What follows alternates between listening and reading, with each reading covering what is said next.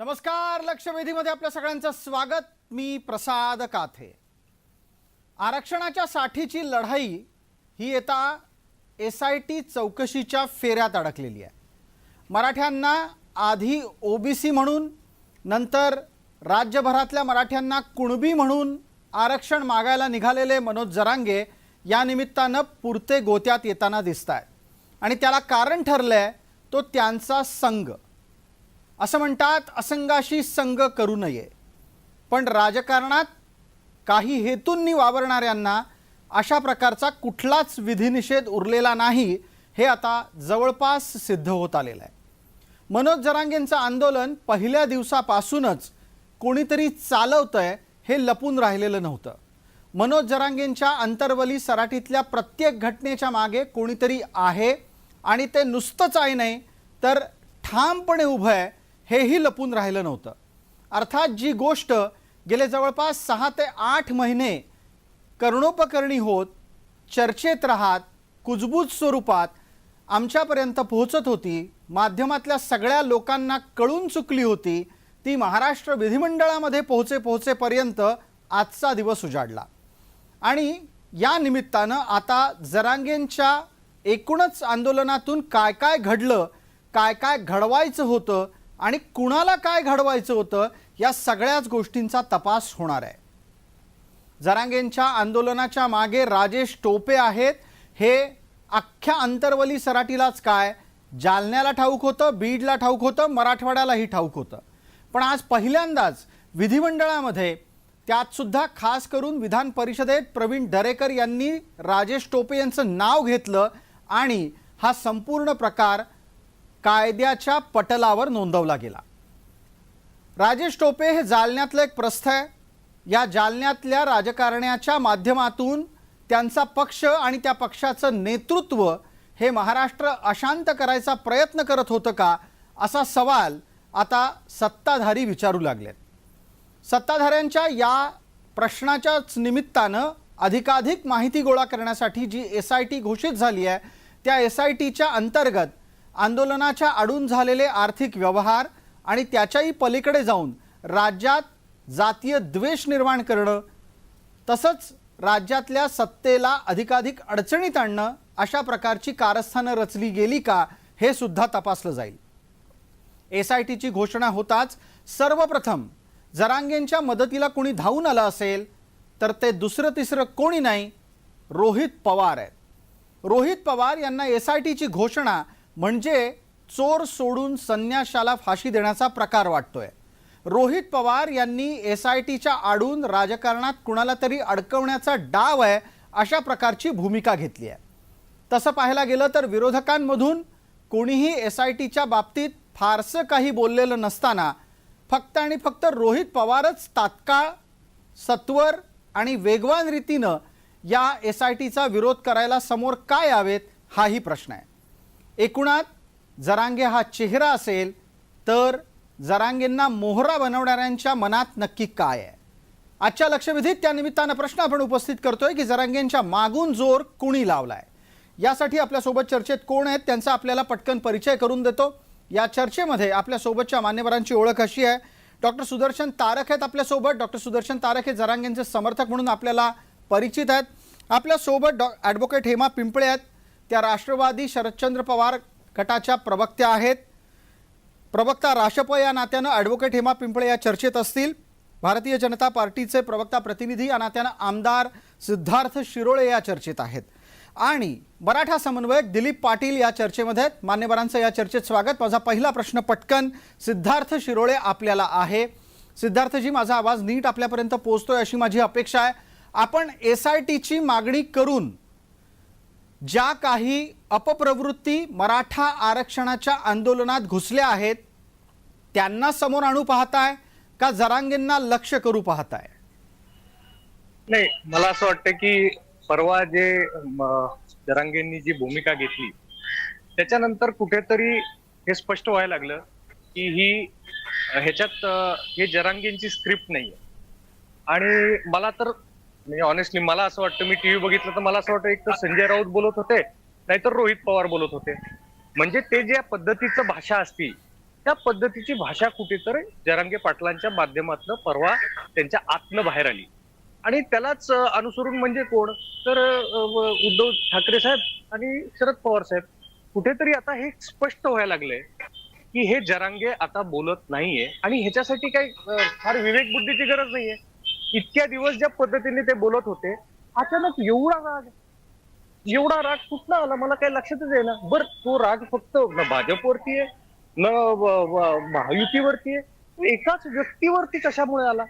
तर हे सगळं कुठेतरी आता एक राजकीय त्याला एक कलर दिसतोय आणि तो आता त्याचा पर्दाफाश करण्याची वेळ आली आहे. आणि म्हणून आज एसआयटीची जी मला वाटते की जी आज घोषणा झाली ह्याच्या माध्यमातून जे सत्य आहे आपण सांगता आहात की एका व्यक्तीच्या द्वेषाच्या निमित्तानं जे जे काही रचलं गेलं ते आता तपासण्याची गरज आहे. खरं तर ती व्यक्ती देवेंद्र फडणवीस आहे हे काही वेगळं कोणाला सांगायला नको. देवेंद्र फडणवीस विद्यमान स्थितीमध्ये राज्याचे गृहमंत्री आहेत आणि उपमुख्यमंत्री सुद्धा आहेत. हेमाताईंपर्यंत पोहोचूयात आणि हेमाताईंना हा थेट प्रश्न असेल की एसआयटीची घोषणा होताच सगळ्यात आधी मदतीला जरांगेंच्या कोणी धावून आलं असेल तर ते रोहित पवार आहेत. पण रोहित पवार वरकरणी जरांगेंच्या मदतीला धावून आले असले तरी प्रत्यक्षात त्यांना या एसआयटीच्या प्रकरणात राजेश टोपेंना वाचवायचं आहे असं दिसतंय. टोपे जरांगेंच्या पाठीशी आहेत का? जरांगेंचं आंदोलन राजेश टोपे चालवतायत का? हेमाताई. नमस्कार प्रसाद सर. नमस्कार. मला आपल्याला एक सांगायचंय की घटनाक्रम हा जो आहे जरांगेच्या आंदोलनाचा तो मला वाटतं ऑगस्ट पासून सुरू झाला आणि 1 सप्टेंबरला मला वाटतं शासनाचं काहीतरी हे पण होतं, शासन आपल्या दारी कार्यक्रम पण मला वाटतं जालन्यामध्ये होता आणि त्याच्या 2 दिवस अगोदरच अंतरवली सराटीमध्ये महिलांना अगदी छर्याने गोळीबार करून अश्रुधुराच्या नळकांड्या जे काही करता येईल ते करून दगडफेक करून ज्या पद्धतीनं अमानुषपणे मारहाण झाली. मला वाटतं की महिलांना जर छोट्या मुलांना वृद्धांना अशा प्रकारची अमानुषपणे मारहाण झाली असते तर जो सजग राजकारणी आहे तो राजकारणी तिथं जाणार आणि त्या पद्धतीने मला वाटतं आदरणीय पवार साहेबांनी रोहित दादा गेले होते तिथं. आता आपण जे म्हणताय की राजेश टोपेंचा हात आहे, माझं याच्यावर असं स्पष्ट मत आहे की जर राजेश टोपेंचा हात असतो तर राजेश टोपेंच्या गाडीवर सुद्धा हल्ला झाला ना. आणि ते एक मराठा आहेत आणि मराठा म्हणून जर ते त्या आंदोलनामध्ये एक मराठा नागरिक आमचं काय बिघडतंय. आणि आपण जे म्हणताना राजेश टोपेंचा हात आहे, मला असं काहीही वाटत नाही.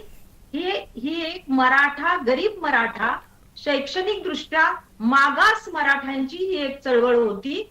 जरांगे त्याचे योद्धे बनले आणि ते पडद्याच्या समोर आले. म्हणून पडद्याच्या समोर ते आल्यानंतर त्यांना महाराष्ट्रभरातल्या मराठा बांधवांनी, गोरगरीब मराठ्यांनी बिनशर्त पाठिंबा दिला. त्याला कारण एकच आहे, मराठा समाजाची वाढत चाललेली बेरोजगारी. मराठा समाजात तरुणांचे लग्न होत नाहीत सर. इतकी अडचण मराठा समाजामध्ये आले. मराठा समाज मोठ्या प्रमाणावर शेतकरी वर्ग मराठा समाज आहे. 70 एकरचा 7 एकरवर कधी आला, 7 एकरचा 7 गुंठ्यावर कधी आला हे आम्हालाही कळालं नाही. ठीक आहे, तुम्हाला जे मांडायचं आहे ती आर्थिक कारणं आहेत याची अनेकदा चर्चा झाली आहे. पण तुम्ही टोपेंचा बचाव करताना जी भूमिका मांडली त्याचं एक उत्तर आपल्याला पटकन लागेल आणि ते सिद्धार्थ शिरोळेंकडून लागेल. सिद्धार्थ शिरोळे, हेमाताई पिंपळे काय म्हणतात तर गरजवंत लढ्याला टोपेंनी समर्थन दिलं तर बिघडलं कुठं? मुद्दा इथे टोपेंनी समर्थन देण्याचा नाहीये. मुद्दा इथे या आंदोलनाच्या निमित्तानं जो जातीय विद्वेष पेरला गेला, कायदा सुव्यवस्थेचा प्रश्न निर्माण झाला आणि पुढे जाऊन अत्यंत हीन दर्जाची भाषा वारंवार अनेक मान्यवरांबद्दल वापरली गेली, ज्यानं महाराष्ट्राचं वातावरण सामाजिक दृष्ट्या कलुषित झालं याचा आहे. आणि या सगळ्याला टोपेंनी मग समर्थन दिलंय असं म्हणायचं का सिद्धार्थ शिरोळेजी? नाही, 100% आता तिथे कारखाना कोणाचा आहे, तिथं रात्री बैठका कशासाठी होतात. मी म्हणत नाही आंदोलनाच्या ठिकाणी आपण जाऊन कोणी सहभाग करू शकतं, त्यात काय विषय नाहीये. पण त्यांच्या कारखान्यामध्ये कधी कधी बैठका झाल्या, तिथे कोण कोण हाजीर होते, तिथे काय काय व्यूहरचना ठरली गेली, कशा प्रकारे टार्गेट करायचं हे ठरलं गेलं, हे सगळं एसआयटीतनं बाहेर लिहिलेलं असतात. हे कोणाचं आहे? शेवटी हे राजेश टोपेंचंच आहे ना. त्यामुळे कुठल्याही पद्धतीने आज मला असं वाटतं की हे स्पष्ट होत चाललंय की हे पूर्ण राष्ट्रवादी शरद पवार गट आणि उद्धव ठाकरेंची शिवसेना यांनी हे रचलेला कट आहे आणि तो फक्त आणि फक्त उपमुख्यमंत्री देवेंद्र फडणवीस यांच्या द्वेषापायी आणि त्यांच्या नेतृत्वाला कुठं ह्यांच्या मनामध्ये जी असूया आहे ती आता बाहेर यायला लागली आणि त्याचं हे सगळं गरळ आहे ते सगळं चौकशीत बाहेर पडणार आहे. बर, पटकन आता तारक यांच्यापर्यंत पोहोचणारा सुदर्शन तारक, आपल्याला उत्तर द्यायचं आहे. टोपे नक्की काय करतायत तुमच्या आंदोलनात? जयजीराव प्रसादजी, नमस्कार जयजीराव. मुळात हे सगळे आरोप बिनबुडाचे आहेत. एखादा विधानसभा मतदारसंघात येणारं गाव आणि त्यासाठी लढणारा आमदार आणि राजेश टोपे हे अत्यंत आरोग्यमंत्री असताना अख्ख्या जगाने पाहिलेलं आहे. त्यांच्या प्रसिद्धीचा फायदा भाजपला परत आपल्या पक्षात घेण्यासाठी करायचा आहे का? त्यासाठी हा दबाव तंत्र आहे का? त्यासाठी हा SIT आहे का? हे पहिला राजकीय मुद्दा आहे, हा त्यांनी त्यांचा पाहावा.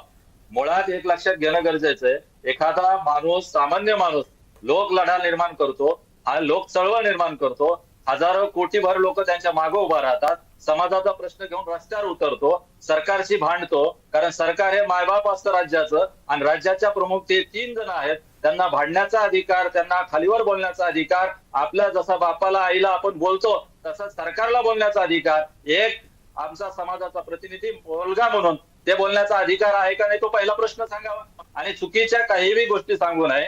जर सरकारला किंवा सरकारच्या प्रतिनिधीला, फडणवीस साहेब असेल, शिंदे साहेब असेल किंवा अन्य कोणी असेल, या लोकांना कोणी जर हा आंदोलन करता कशानेच मॅनेज होत नाही, ना पैशाने होत नाही, ना कोणत्या भूलथापाला बळी पडत नाही, कोणत्या आश्वासनाला बळी पडत नाही. म्हणून तुम्ही त्यांना शरद पवार किंवा ठाकरे यांच्या गटात उभा करून विरोधक करायचा आणि म्हणजे तुम्हाला तुमचे डाव टाकण्यासाठी सोपं जातं. हे असं खालच्या दर्जाचं राजकारण लोक चळवळीमध्ये आणि सामाजिक असणाऱ्या आंदोलनामध्ये हे करताय. मुळात हे चुकीचं आहे, पहिला मुद्दा आहे. आणि दुसरा मुद्दा, तुम्ही लयच SIT करायचं. ज्यावेळेस पोलीस स्टेशन मध्ये गोळीबार होतो, नगरसेवकावर गोळीबार होतो, ढवळ्या लोकांच्या हत्या केल्या जातात, त्या ठिकाणी 70,000 कोटी असेल, त्या ठिकाणी एखादी शिखर बँक असेल, त्या ठिकाणी मुंबई बँक असेल, या सगळ्याचा घोटाळा होतो, तेव्हा तिथे SIT का लावत नाही तुम्ही?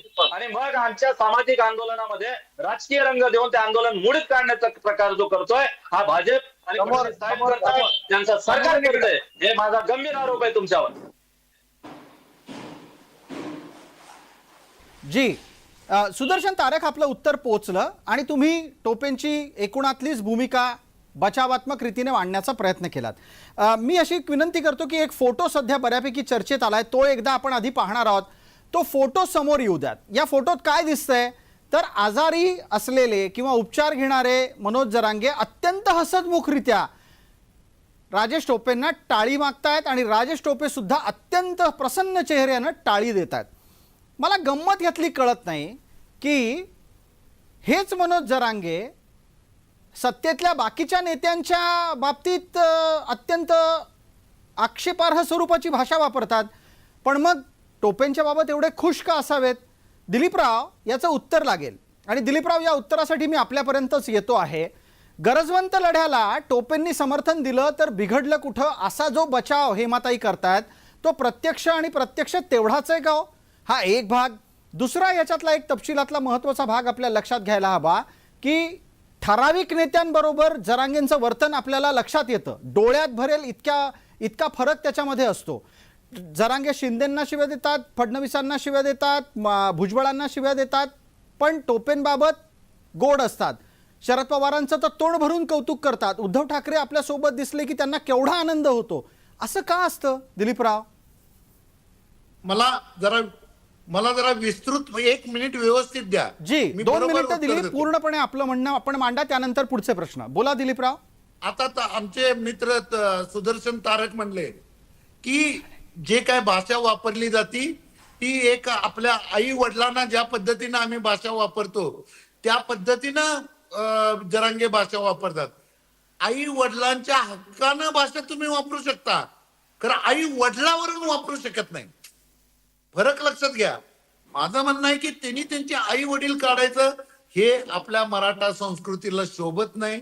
आणि अशा पद्धतीचं जे आहे, एक लक्षात घ्या, जरांगे पाटील एक इनोसंट माणूस आहे. 1 मिनिट, की त्या माणसाला की अशा पद्धतीनं शरद पवार कशासाठी फेमस आहे? तो शरद पवार माणसं म्हणलं जातं त्यांना की ते एका रॉ मटेरियल, एका रॉ माणसाला तयार करू शकतात, असं त्यांच्याबद्दल ख्याती आहे.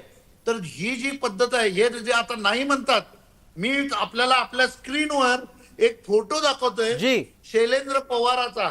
हा फोटो आहे बघा. तर हे फ्लाईट मध्ये जी. दोघं एकत्र आहेत आणि त्या पद्धतीने जातात. आणि शैलेंद्र पवार जे त्यांना अटक झालेले आहे, तर ते शैलेंद्र पवार हे टोपेंचे एकदम उजवा हात मानलं जातं, लक्षात घ्या. तर मला काय म्हणायचं आहे की मराठा आंदोलन हे आरक्षणाचं आंदोलन पाहिजे. मराठा आंदोलन ह्याचं एक स्वरूप वेगळं झालं, हे राजकीय झालं, एकमेकावर झालं, एकमेकाचं खुन्नस काढणं झालं. आणि ज्या पद्धतीनं जे काही एक लक्षात घ्या, जरांगेन पाटलांच्या पाठीमाग ज्या पद्धतीनं जे मांडणी केली जाती, म्हणजे एक तुम्हाला एक सातत्यानं जाणवलं असेल की एखादा प्रश्न सुटला की नवीन प्रश्न तयार करायचा, नवीन प्रश्न सुटला की तिसरं. जसं पूर्वी म्हणलं जायचं की जर अवघड प्रश्न टाकायचं तर दुसऱ्या महायुद्धात किती लोक मेली तर त्यांची नावं सांगा म्हणल्यासारखं. जर का तुम्ही सरसकट मराठवाड्याला द्यायच्या लेवलला आल्यानंतर आम्हाला महाराष्ट्राचं द्या, बरं महाराष्ट्राचं सरसकटचं आलं नाही, आम्हाला सगळे सोयरी द्या. ठीक आहे. म्हणजे दिलीपराव ते आतापर्यंत अनेकदा येऊन गेलं की कशा पद्धतीनं जरांगेंच्या भूमिका बदलत गेल्या. पण तुम्ही आता शैलेंद्र पवारांचा एक फोटो दाखवला. सिद्धार्थ शिरोळेंकडे आधी जाणार आहोत, त्यानंतर आपलं या चर्चेतल्या पुढच्या प्रश्नाच्या निमित्तानं येणारं वक्तव्य हे हेमाताईंचं असेल.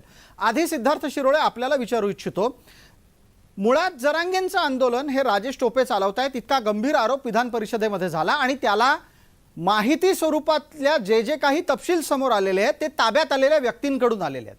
ताब्यात आलेली मंडळी आणि या ताब्यात आलेल्या मंडळींचा इतिहास सुद्धा संशयास्पद आहे. आत्ता तर शैलेंद्र पवार या व्यक्तीच्या संदर्भातले तपशील दिलीपरावांनी या चर्चेत समोर आणले. मला पटकन सिद्धार्थ शिरोळे आपल्याकडून अपेक्षित असं आहे, टोपेंचं असं काय कोणी बिघडवलं असेल की टोपे अशा प्रकारच्या आंदोलनाला पाठीशी उभे राहिलेत किंवा अशा आंदोलनाला स्वतःच्या स्वार्थासाठी वापरतात? मला असं आपल्याला वाटतंय का की टोपे हे सगळं स्वतःच्या विवेक बुद्धीने करतायत, असं मला तर वाटत नाही. टोपे एक मीडियम आहे. टोपे हे तिकडचे स्थानिक नेते आहेत, आमदार आहेत, तिकडचे एक मीडियम आहेत. पण मात्र शेवटी ब्रेन कोणाचे हे पाहायला पाहिजे आपण. ब्रेन हे शेवटी राष्ट्रवादी पक्षाचे जे अध्यक्ष आहेत शरदचंद्र पवार साहेब आणि शिवसेनेचे उद्धव ठाकरे साहेब, ह्या दोघांचे हे दोघांनी मिळून जे काही फिडिंग केलंय ते टोपे फक्त एक्झिक्यूट करतायत.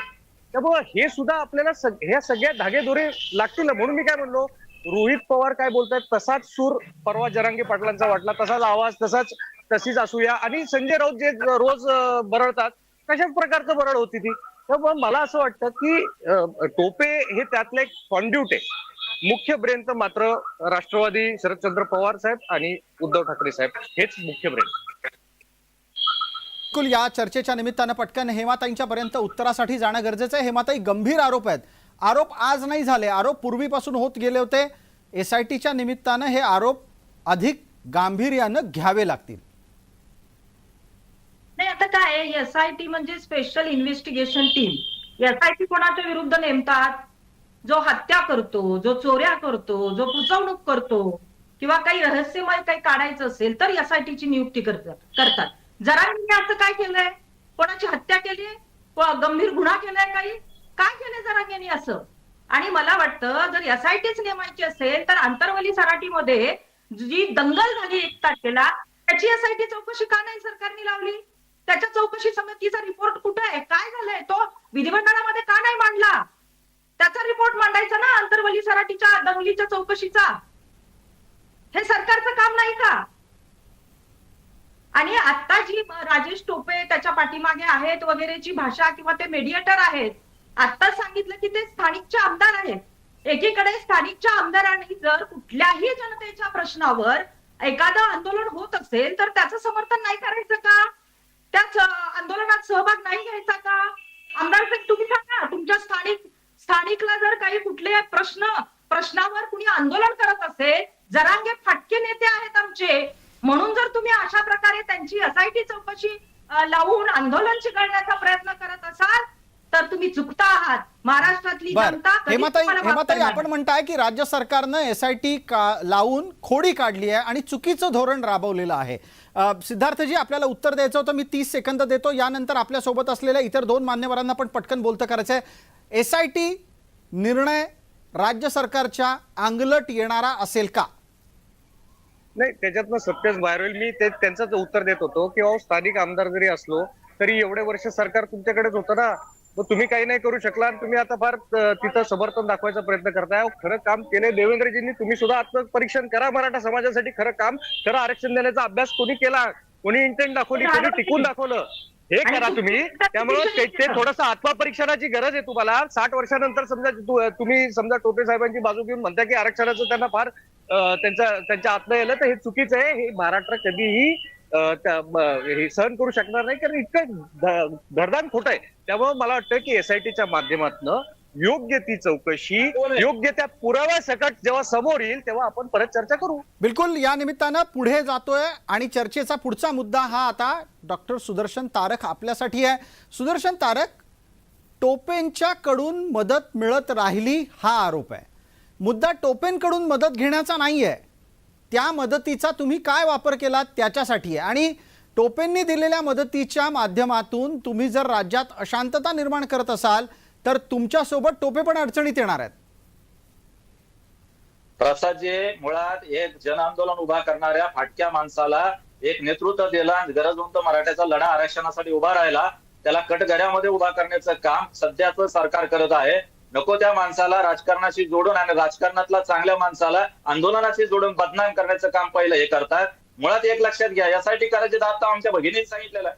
आंदोलनामध्ये गोळीबार करणारा आणि सगळ्यात पहिला या जिल्ह्यातून फोन करून सरकारला किंवा गृहमंत्र्याला लाठीचार्ज करणारा लावणारा कोण माणूस आहे भाजपचा, त्याचं पहिलं नाव उघडीच करा एसआयटी मध्ये.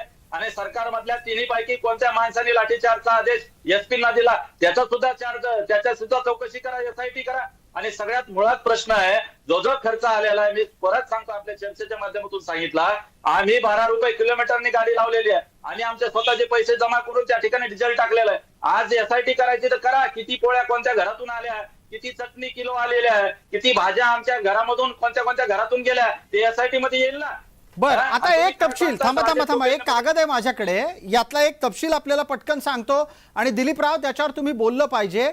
आता इथे सुदर्शन तारक काय सांगतात की हे गरजवंत मराठ्यांचं आंदोलन समाजानं केलेलं आंदोलन आहे. हा आता एक कागद आहे, या कागदाचा तपशील काय सांगतो तर जे मराठा गरजवंतांचं आंदोलन अधिकाधिक यशस्वी व्हावं याच्यासाठी सभा घेतल्या, त्या सभा ज्या जागेवर झाल्या त्या जागेवरच्या शेतकऱ्यांना राज्य सरकारनं तिजोरीतून नुकसान भरपाई दिली. दिलीपराव, जर समजा हे आंदोलन हे गरजवंत मराठ्यांचं आंदोलन होतं तर राज्य सरकारनं करदात्यांचे पैसे नुकसान भरपाईसाठी का दिले?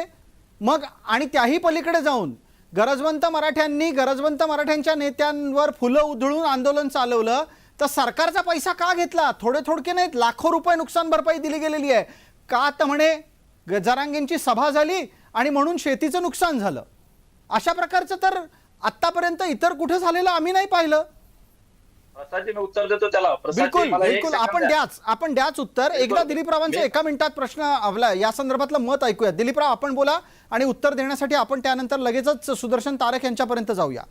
एक लक्षात घ्या, काय होतं की पहिल्यांदा ज्यावेळी आपण सांगतो की बाबा हे आम्ही वर्गणी काढली किंवा आम्ही हे केलं, सरकारनं जे पैसे दिले त्या लोकांचे मला माहित आहे, ते मी हे पण बघितलं की त्या ठिकाणी मला वाटतं लाखो रुपये. आणि जर का टोटल जर का नुकसान भरपाई बरेच तलाट्याचं का तसं ह्याचं ते लेटर आहे, तर अशा पद्धतीनं पैसे दिले गेले. म्हणजे मला काय म्हणायचं आहे की पैसे आंदोलनाला लागतात का? तर नक्की लागतात. पैशाविना होत नाही.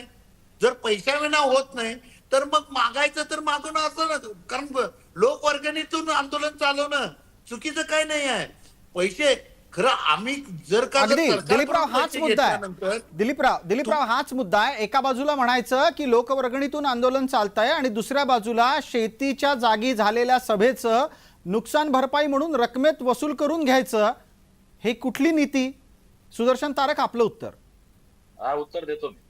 मुळात ज्या ठिकाणी नुकसान झालं, ज्या ठिकाणी सभा झाली, त्या ठिकाणी गायरान जमीन होती, गावची जमीन होती. आमच्या मुस्लिम बांधवांनी, आमच्या वंजारी समाजाने, आमच्या माळी समाजाने, तिथल्या सगळ्या धनगर समाजांची जी शेती होती त्यांनी स्वतःहून ती शेती, काहींनी पिकं काढायला आली होती, ती पिकं काढून दिली. ती एक भाऊ म्हणून दिलेली आहे मुळात. ज्या ठिकाणी नुकसान झालं त्या ठिकाणी गावाने विनंती केली आणि गावांनी विनंती केल्यानंतर प्रशासनाला त्याचा अर्ज केला. प्रशासनाला अर्ज केल्यानंतर त्याची मदत त्या सरकारला मागितल्या गेली आणि सरकारचं हे कर्तव्य आहे की राज्यातल्या रयतेचं रक्षण करणं, राज्याच्या रयतेच्या मालाचं संरक्षण करणं आणि त्या पद्धतीनं सरकारने जर मायबाप म्हणून रयतेच्या संकटामध्ये समाविष्ट होऊन त्यांना मदत केली असेल तर मला वाटतं ही काही चुकीचं नाही. तिथं कोणतंही सरकार असतं तर ही भूमिका बरं, नक्की आपण त्यांनी असं बजावली म्हणता असती. आहात आपण असं म्हणता आहात की रयतेचं रक्षण करण्यासाठी आवश्यक त्या पद्धतीची मदत सरकारचं कर्तव्य म्हणून झालेली आहे. पण तुम्ही जर लोकवर्गणीतून आंदोलन चालवत होता तर सरकारकडे मदत मागायला जायची गरज नव्हती. हा एक भाग झाला. आपण चर्चेला पुढे न्यायचंय. पटकन आता सिद्धार्थ शिरोळे, हेमाताई पिंपळे यांच्यापर्यंत पोहोचणार आहोत. आधी सिद्धार्थ शिरोळे, आपण ज्या पद्धतीने सांगत आहात त्यातला महत्वाचा एक मुद्दा चर्चेत निसटू नये म्हणून पुनरावृत्तीच्या निमित्तानं घेतो की जरांगेंच्या मागे टोपे आहेत ते दिसत आहेत, जे दिसत नाही आहेत ते शरद पवार आहेत असं तुम्ही मगाशी म्हणालात. मला याचा खुलासा लागेल. काय गरज आहे आता शरद पवारांना अशा प्रकारच्या आंदोलनांना खतपाणी घालण्याची?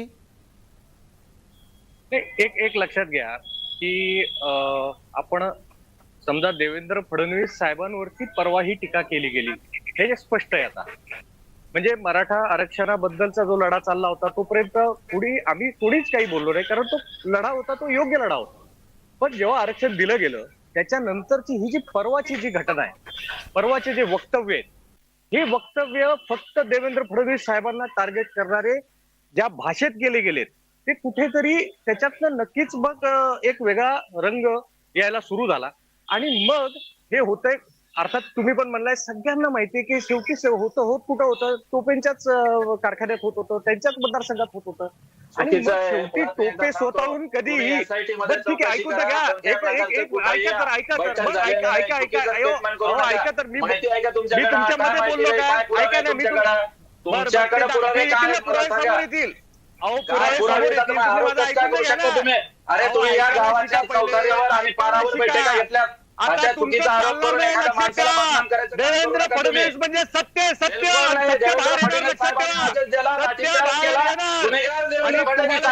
बाहेर तेव्हाच कळेल. त्यामुळे तुम्ही ऐकायला शिका, आता ऐकायला शिका.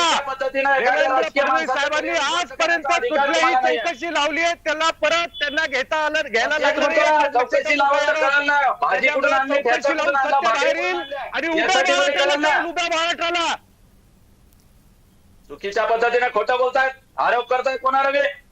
तुम्हाला आता ऐकावं लागेल, चौकशीतलं बाहेर येईल तेव्हा सत्य बाहेर येईल. लक्षात ठेवा, तुमचे शब्द तुमच्याकडे ठेवा, जेव्हा हे शब्द तुमच्याकडे ठेवा, सत्य बाहेर येऊन द्या. सत्य आम्ही आता येऊद्यात म्हणतो ना, आम्ही बाहेर यासाठी करायचे. तिकडे गोळीबार झालेला पोलीस स्टेशन मधला करा, नगरसेवकाची करा, शिखर बँकेत आणि मुंबई बँकेत भ्रष्टाचार करणाऱ्या आमदाराची मंत्र्याची करा. इथं काय राजेश टोपे म्हणजे अतिशय योग्य आमदार आहे असं तुमचं म्हणणं आहे ना? राजेश टोपे, शरदचंद्र पवार, मी परत एकदा सांगतो, बोलू नये. बोला तुमच्या अगदी एक मिनिट याच्यात हस्तक्षेप करतो. आणि मला हाच मुद्दा इथे मांडायचा आहे. आपण आंदोलक आहात ना तारक, आपण आंदोलक आहात तर तुम्ही आंदोलनाच्या दृष्टीने मुद्दे मांडायला पाहिजेत. मुंबई बँकेच्या भ्रष्टाचाराचा आता काय संबंध आला इथे? प्रवीण दरेकर राजेश टोपेंवर आरोप करतात म्हणून तुम्ही प्रवीण दरेकरांवर आरोप करणं बरोबर नाही. राजेश टोपेंना करू देत आरोप. तुम्ही राजकीय का बोलता? प्रसादजी, एसआयटी चौकशी कशाला लावतात हे आमच्या भगिनीने सांगितलेलं आहे. मग सामाजिक आंदोलनात राजेश टोपेंना किंवा इतर राजकीय लोकांना आणायची काय गरज आहे?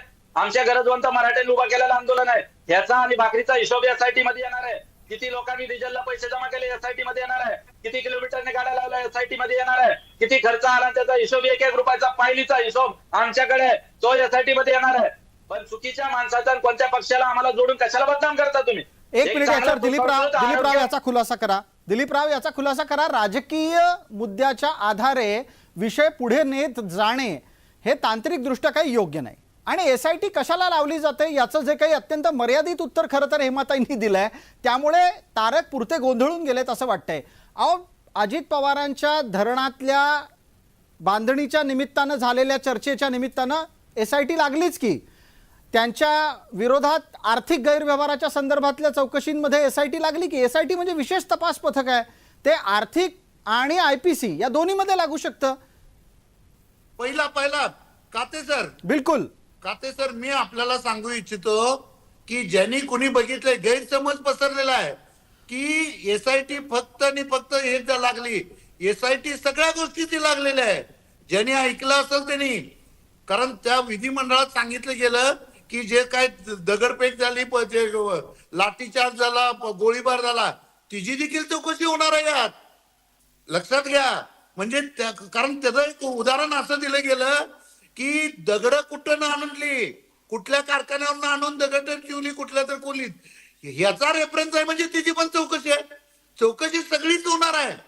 एक कारखान्यावर गोष्ट ऊस एक लक्षात असतात, घ्या, दगड याला नसतात. राजकारणाचा दिलीपराव, भाग नका. कारखान्यावर ऊस असतात, दगड नसतात आणि गावागावात हे असतात आणि अहो, दगड कुणी मी- मारले नाहीत. तारक कोणत्या साहेब- माणसाने तारक साहेब, मी चुकीचा काय म्हणतो माझं एकच ऐका. मत आहे. याला विनंती आहे माझी दिलीपराव आणि सगळ्या वक्त्यांना इथे समाजाला समोर आणि महाराष्ट्र पाहतोय, एखाद्या सामाजिक आंदोलनाला राजकीय जोड देऊ नका आणि बदनाम करू नका एवढी मी विनंती आहे. उलट तुम्हाला तुमच्याकडे सांगतोय. मी तुमच्याकडे उलट तुम्हाला आंदोलनाच्या सांगतोय. समस्या अहो, आंदोलनाचं तारक निराकरण साहेब, करता आम्ही येत तुम्हाला नसेल. तारक साहेब, आम्ही तुम्हाला उलट सांगतोय की तुम्ही याला राजकीय वळण देऊ नका. सामाजिक आम्ही वळण देत आहे. नाहीये. राजकीय वळण कुणी सामाजिक- दिलं? कोणी दिलं? राजकीय वळण कुणी दिलं? राजकारणी लोकांच्यावर काय करत होती? कारण एक लक्षात घ्या, लाडणे प्रसाद आतापर्यंत लाडांनी दिलेलं आमदार प्रसाद लाडनी दिलेला आहे. तुम्ही- ज्या सामाजिक त्यांच्या अहो, तुम्ही संस्थेला प्रसाद लाड असू शासनाने दे, नोकर दरेकर भरतीचा असू कॉन्ट्रॅक्ट दे, दिलाय आणि किंवा त्याच्यात यांच्यावर- फडणवीस साहेबांचा हिस्सा आहे असं एक ऐकायला लक्षात भेटलाय. घ्या, आपण- मग अशा लोकांना जर आपण बोलायला ज्यावेळी पुढे चर्चा केलं करत असेल होतो, त्यावेळी एक राजकीय मिनिट चर्चा करायला नाही याच्यात पाहिजे. याच्यात काही आर्थिक विनाकारण गंभीर आरोप होत आहेत आणि त्याच्यावरचा खुलासा लागेल. सिद्धार्थ शिरोळे आहेत आपल्यासोबत. सिद्धार्थजी, ज्या पद्धतीची भाषा वापरून नवीन नवीन आर्थिक आरोप केले जात आहेत त्यावर आपलं वक्तव्य लागेल. नाही, मला तेच म्हणायचं आहे की आता तारक साहेबांनी का आमचे भाजपची सगळी नावं का घेताय? का तुम्हाला राष्ट्रवादी शरदचंद्र पवार साहेबांच्या साहेब, एक गटाची लोक लक्षात फार घ्या, प्रिय वाटतात का? आमचा प्रिय वाटतात कोणी का? मित्र ऐका ना, नाही. माझं एक ऐका लक्षात- तर. अहो, एकदा ऐका तर. ठीक आहे, एक ठीक मिनिट आहे, ऐका, मी ठीक तुमचं आहे, ऐकतो ठीक की आहे, नाही, साहेब? ठीक आहे, बोला बोला माझं साहेब, बोला म्हणणं काय बोला आहे? बोला साहेब. माझं हा. म्हणणं काय आहे की त्या दिवशीच्या प्रेस कॉन्फरन्समध्ये भारतीय जनता पार्टीच्या एवढ्या लोकांची आपण नावं घेतली, प्रत्येकाला की आम्ही देवेंद्र फडणवीस साहेबांनी कसं काय काय चुकीचं केलं हे आपण फक्त सांगायचा प्रयत्न केला. आणि आज तुम्ही ते जस्टिफाय करताय. म्हणजे आम्ही तुम्हाला बोलतच नाहीये. आम्ही काय म्हणतोय की ह्याच्या मागे सगळी राष्ट्रवादी शरदचंद्र पवार गट आहे, नुसते टोपे साहेब पण नाही किंवा याला उद्धव माझा- ठाकरे साहेब गट हे आहे. माझा- आम्ही तुम्हाला काही बोलत नाही. ऐका तर तारीख, आम्ही तुम्हाला बोलत नाही काही. आमचं असं मत आहे की ज्या पद्धतीने तुम्ही आमच्यावरती म्हणजे भारतीय जनता पार्टी आणि स्पेसिफिकली देवेंद्र फडणवीस साहेबांवरती जे काय बोलला, त्याच्यामुळे हे नॅचरल असं वाटतं की ही स्क्रिप्ट आहे शेवटी. एवढंच आम्ही बोलतोय. तेव्हा मला असं वाटतं की तुम्ही ज्या पद्धतीने टोपे साहेबांना एक हिरो म्हणून प्रोजेक्ट करताय, असं काय करताय तुम्ही? ते नका ना करू. तुम्ही हे पण सांगा ना की त्यांच्या सत्तेत त्यांच्या राज्यात तुम्हाला मराठा आरक्षण मिळालं नाही, हे सांगा ना. पवार साहेबांच्या राज्यात आरक्षण मिळालं नाही हे का नाही सांगत तुम्ही? मग कुठे तर तुम्ही बॅलन्स तरी वाटाल ना. पण एका बाजूने ज्या व्यक्तीने या मुख्यमंत्री असताना खरं डोळ्यात पाणी येतं कधी कधी की अशा पद्धतीने काम करून मराठा समाजाला आरक्षण दिलं, इतकं म्हणजे मराठा समाजात तळमळीने काम केलं ते देवेंद्र फडणवीस साहेब आहेत आणि त्यांच्याबद्दल अशी शब्द काढतात. कुठं तर हे संयुक्तिक वाटत नाही. मी खरं ठीक सांगतो, आहे, थोडक्यात महाराष्ट्रातले काय ते सगळे सिद्धार्थजी, सुज्ञ आपलं मराठा म्हणणं असं आहे की आंदोलकांनी सगळ्यांनाच समान अंतरावर ठेवावं. पटकन या निमित्तानं सुदर्शन तारक आपलं उत्तर लागेलच, पण चर्चेला वेळेची मर्यादा याची आठवण देतो. आधी एकदा हेमाताईंना चर्चेत बोलतं करतो. चर्चेला आटोपता घेण्याची वेळ आली आहे. सातत्यानं एक आरोप होतो की हे आंदोलन शरद पवार चालवतायत. याचा खुलासा तुमच्याहीकडून लागेल. आपल्यासाठी 1 मिनिट. काय आता भारतीय जनता पार्टीच्या आमदार साहेबांची जी केविलवाणी अवस्था आहे ती कुणी बनवली, तर माझं असं ठाम मत आहे की देवेंद्र फडणवीस साहेबांनी बनवली.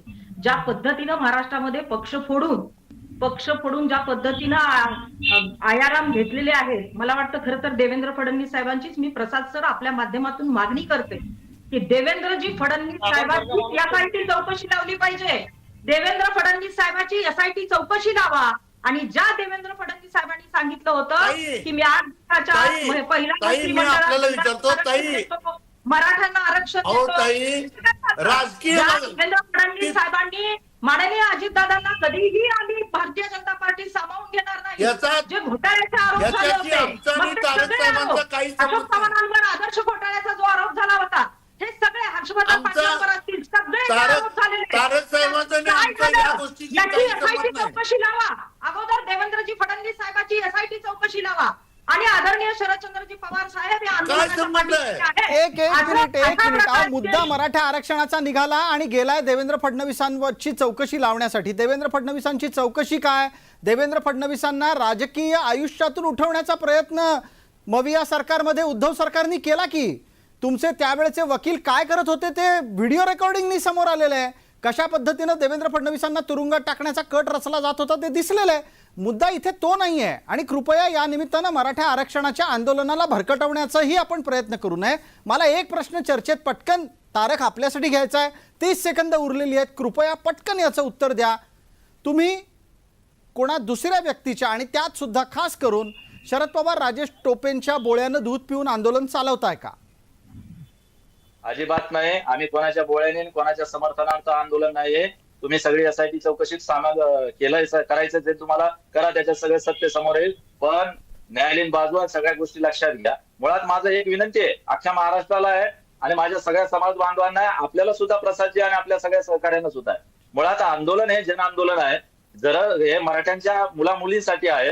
याचा कृपया कोणत्या राजकीय पक्षाशी याला जोडू नये, कोणत्या राजकीय व्यक्तीशी याला जोडू नये. माझ्या हात जोडून तुम्हाला विनंती आहे. उगाच आमच्या आंदोलनाला बदनाम करू नये एवढी तुमच्या समाजाचा एक घटक म्हणून, एक समाजाचा प्रतिनिधी म्हणून तुम्हाला हात जोडून विनंती आहे. बिलकुल डॉक्टर सुदर्शन तारक, हे तेव्हाच शक्य होईल ज्या वेळेला तुमचा नेता संयमी आणि परिपक्व वागेल. तुर्तास वेळ मर्यादेमध्ये आपल्याला चर्चा आटोपती घ्यायची आहे. आपण सर्व मान्यवर या चर्चेमध्ये सहभागी झालात त्याबद्दल आपले मनपूर्वक आभार. लक्षवेधीच्या या चर्चेत तुर्तास इतकंच. सर्व प्रेक्षकांना जय महाराष्ट्र.